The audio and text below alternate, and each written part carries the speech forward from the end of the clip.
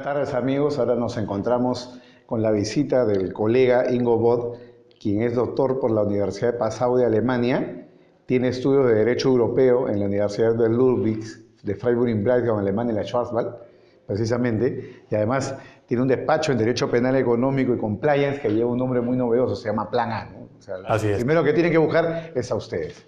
Mucho gusto, Ingo, bienvenido a Perú. Vamos a hablar sobre el tema de compliance. Mencionaste ahora la sentencia del Tribunal Federal Alemán, el Bundesgerichtshof, del 9 de mayo del año 2017. ¿Cuál es la principal conclusión de este fallo?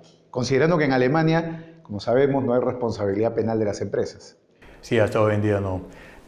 Por eso fue de mucha importancia la sentencia de que hablaste, porque dice el Tribunal Supremo que hay, por si acaso que haya un sistema de compliance, se puede tener una reducción de responsabilidad para la empresa. Y si no hay un sistema de compliance, es aconsejable que eso se ingrese.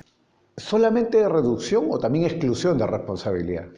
Aún puede ser que haya una exclusión de responsabilidad, por si acaso que, por ejemplo, la responsabilidad del particular es de mucho más peso y que la empresa puede indicar que no tuvo nada que ver con la infracción de la ley. Y justamente en esa línea, ¿no? Si nosotros tenemos construido un criterio de compliance en una sentencia, esta excluyente o esta reducción no está prevista en la ley, sino que es una creación jurisprudencial, por lo que he entendido. Así es. Hablamos de una ley ferenda, a lo mejor, pero todavía no lo tenemos fijo de base de una ley.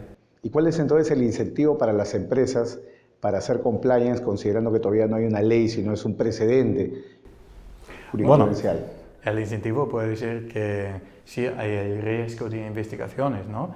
Hay el riesgo de que, por si acaso, que una persona que trabaje como una persona con responsabilidad en una empresa, sí comete un crimen y que hay una imputación a la empresa, y en Alemania sí hoy en día el sistema de castigar, de sancionar a las empresas, es decir, que sí tienen un interés en compliance para poder excluir o por lo menos disminuir los riesgos que existen. Y ahí voy al complemento, ¿no? Tú dijiste ahora en el conversatorio disminuir, excluir o incluso puede un sistema de compliance permitir fundamentar la responsabilidad individual, por ejemplo, si un grupo de dirección no ha cumplido con su deber de implementar compliance. ¿Cómo funciona eso?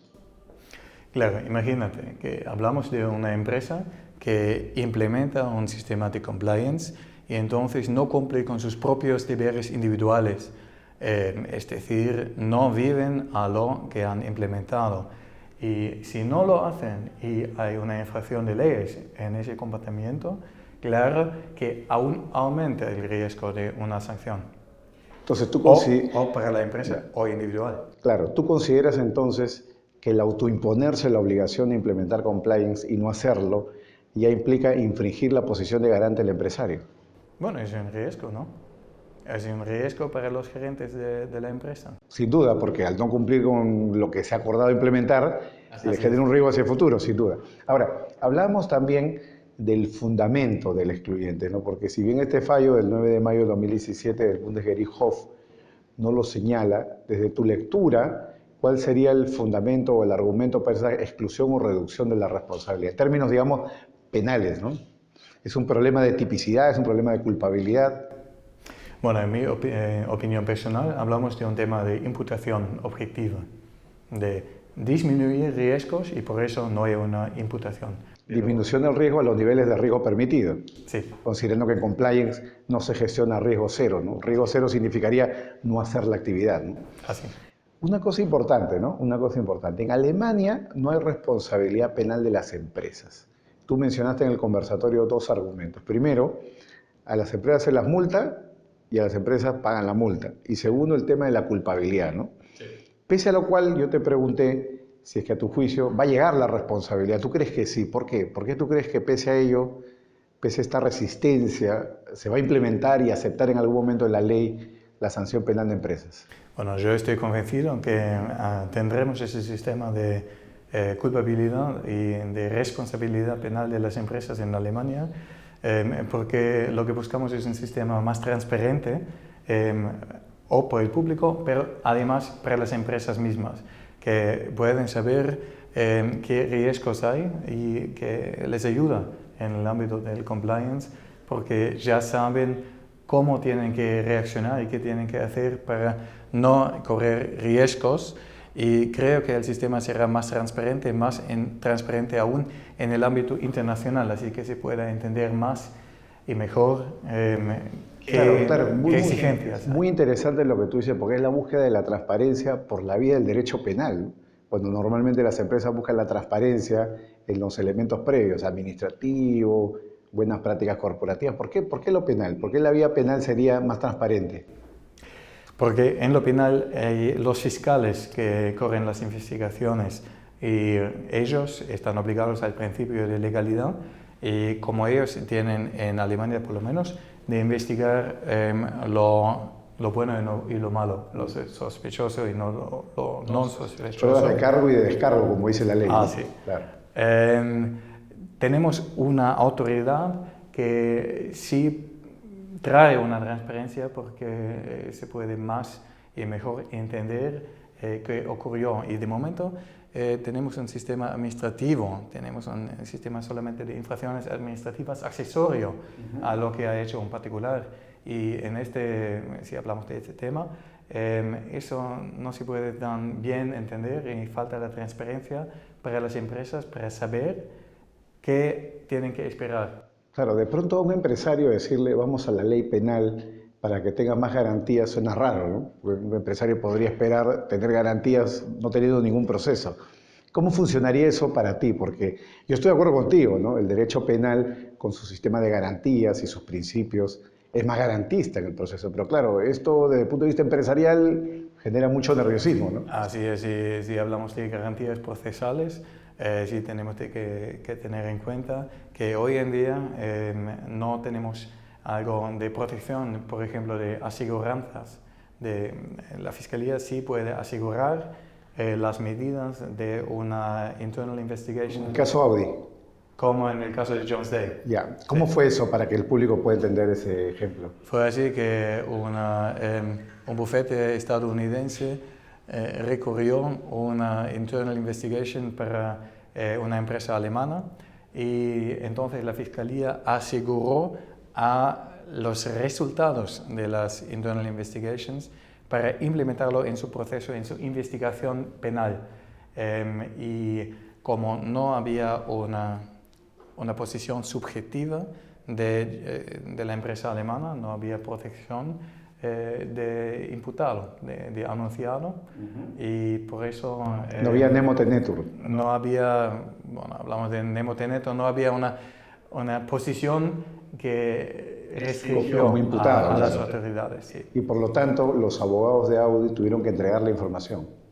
O los allanaron, entendí, ¿no? Bueno, no lo entregaron, sino el Estado lo aseguró. Lo aseguró. Sí. Correcto. Un tema Y importante. decidió, aún más, decidió el Tribunal Constitucional que eso fue justo, que se puede aplicar la información generada de esta manera. ¿Cómo ves tú el mercado de compliance en Alemania? ¿Es un mercado en expansión? ¿Es un mercado reducido todavía? Sí, es un mercado en expansión, sí, claro. Y vienen muchas empresas al bufete para conseguir... Vale, y llega a todos los niveles, porque acá, por ejemplo, en Perú, el tema del compliance es básicamente una realidad de las grandes empresas o las transnacionales, ¿no? Pero siempre las medianas y pequeñas empresas están un poco de lado, ¿no? Pues no tienen el mensaje muy claro. ¿En Alemania es parecido o no?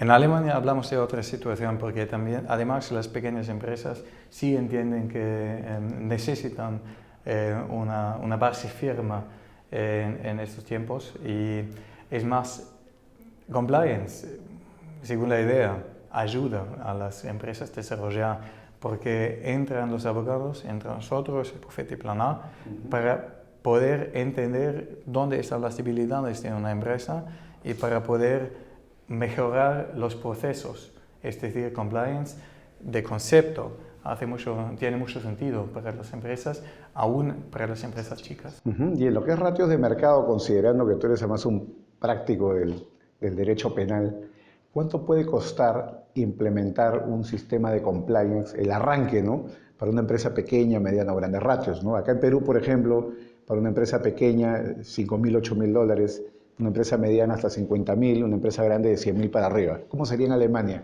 Bueno, pero decirte la verdad resulta súper difícil, ¿no? Dar unos precios, unas cifras. Eso sí depende del mercado en que se mueve la empresa concreta. Sí, así. Entonces, tener un precio fijo será lo que buscamos y lo que encontramos con la empresa. Pero antes, bueno, es súper difícil decir, hay que decidir según las circunstancias del caso, del escenario concreto. Pero tú crees que es un mercado que está en crecimiento. Así es. ¿Y cuál crees que vaya a ser la evolución en los próximos tiempos? O sea, ¿van a haber más materias que van a ser preocupación de compliance más allá del tema de corrupción o el tema, por ejemplo, de lavado de dinero? ¿Cuáles son los temas de compliance nuevos ahora? Bueno, creo que es un mercado en evolución porque las pequeñas empresas entienden más y más, y las grandes sobre todo, desde luego también, entienden más y más que bueno trae un proceso de compliance, que un mejoramiento general de la empresa, que no solamente les cuesta, sino que indican las debilidades y que hay posibilidades de mejorar el procedimiento de producción también, por ejemplo.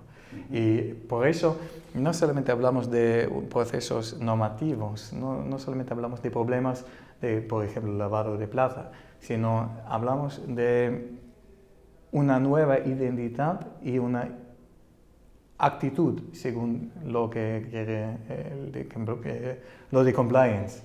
Entonces creo que el mercado será más o más, tendrá más y más influencia que las empresas quieren mejorar. Así. Bueno amigos, ha sido todo. Muchas gracias Ingo. Hasta la próxima en tiempos de compliance. Listo, gracias.